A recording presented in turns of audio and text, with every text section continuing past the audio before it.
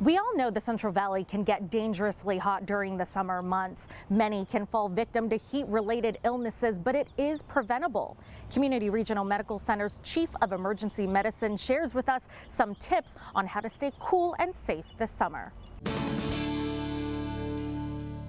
Thank you so much, Dr. Jim Gomez, for joining me today to talk about dehydration and heat-related illnesses. It's starting to warm up here in the Valley. Talk to us about how people can stay safe this summer. One of the things that people could do to be safe is realize that some of the signs of heat exhaustion.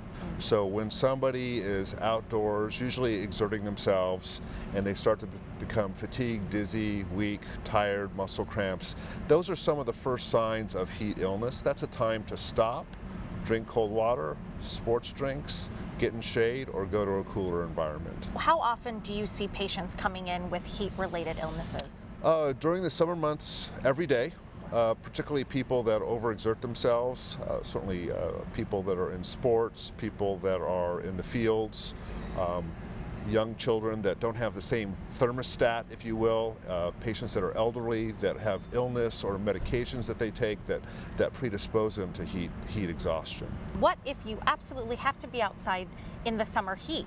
What should you do? Well, you should, many things you could do. You can first protect your skin. Sunscreen matters, wearing sunglasses, a hat, loose-fitting clothes so that when you sweat, your sweat, it can evaporate. So tight-fitting clothes are not a good idea. Many of you have probably seen our farm workers out in the fields in the middle of summertime. They're wearing long sleeve, long pants, hat, glasses, fully, loose-fitting clothing, and it's all white. How much water should people be drinking this summer?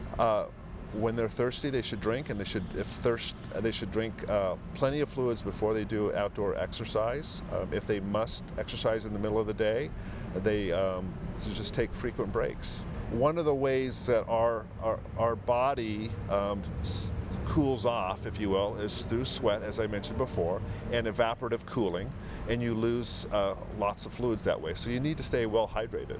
We obviously see the extreme spectrum. We see heat exhaustion that's become heat stroke. So heat stroke is heat exhaustion gone out of control, where the temperature, your body's temperature is over 140 degrees. These patients are confused, they're altered, they're agitated.